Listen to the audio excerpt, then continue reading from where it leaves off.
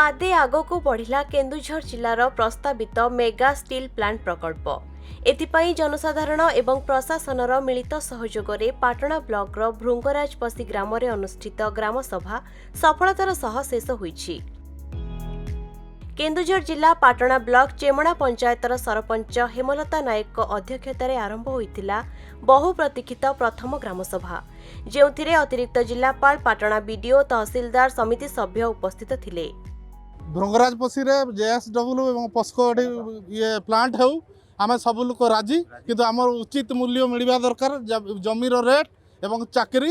एतकी हेले आम स्व इच्छार जमी देवा राजी अच्छु। 12टा गाँव आमर पुलिस सभा होईची जीएसडब्ल्यू रो आज गोटे हेबाकू थिला आमर पुलिस सभा जेहेतु आ सीएम सारंकर ये रु आमर स्वप्नर साकार हो जेहेतु गोटे बड़ मेगा स्टील प्लांट हम एणु आम सब स्वागत जनाऊँ जेहेतु आमर बेकार समस्या दूर हम आमर समस्तंकर जमीर जी उचित ये जदि क्षतिपूरण देवे आम 12टा गाँव लोक समस्त मिलित उद्यम समस्ते राजी अच्छा जदि सब ठीक जगह सब ठीक आमर उचित प्राप्य देवे आ बेकारी समस्या भी दूर हम आम मैंने भी सब चाहूँ समस्ते स्वागत करुँ मेगा स्टील प्लांट हो। मेगा स्टील प्लांट प्रतिष्ठा पई भृंगराजपसी ग्रामर 18 जन लोकंकर 29.61 एकर घरोई जमी अधिग्रहण संपर्क में लोकमाने सेमानंकर मतामत प्रदान करथिले। पाटणा ब्लॉक रे जेएसडब्ल्यू एवं पोस्को कंपानी मिलित सहयोग रे 40,000 कोटी टंका निवेश रे वार्षिक 5 नियुत टन क्षमता विशिष्ट मेगा इस्पात कारखाना प्रतिष्ठा कराजिबो। एथिपाई पाटणा ब्लॉक चेमणा पंचायतर 8टी ग्राम एवं जमुनापसी पंचायतर 4टी ग्राम एपरि समुदाय 12टी ग्राम रे 2466 एकर जमी अधिग्रहण कराजिबो। जो 12 गोटी ग्राम हवा कथा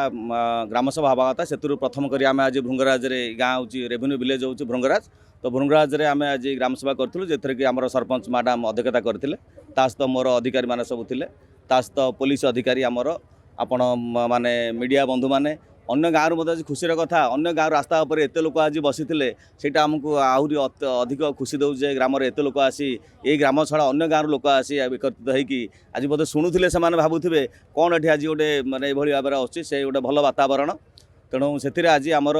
ये जो गाँटी अच्छी मात्र 18 गोटी लोकंर जमी जीव कौन लोकंर घर ढी आम विस्थापित करूना आम तो आम चेमणा ग्राम पंचायत समस्त गाँव जी जमी जाऊँगी समस्त आम स्वागत करुँ स्टील प्लांट आम सरकार को मीडिया माध्यम अनुरोध करुँ आमर जो लोक मान जहाँ दाबी अच्छी जदि सुखुर दाबी पूरण करती तो स्टील प्लांट हबार किसी समस्या रही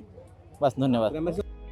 एथिरु 1490 एकर घरोई जमी पाई आज प्रथम पर्याय रे भृंगराजपसी ग्राम रे 29.61 एकर घरोई जमी अधिग्रहण पाई होइथिबा ग्रामसभा सफल हेबा सहित आगामी दिन रे अन्य 11टी ग्राम रे ग्रामसभा अनुष्ठित हेबो बोली कहिसंती प्रशासनिक अधिकारी। प्रस्तावित मेगा स्टील प्लांट पाई अंटा भिड़िला प्रशासन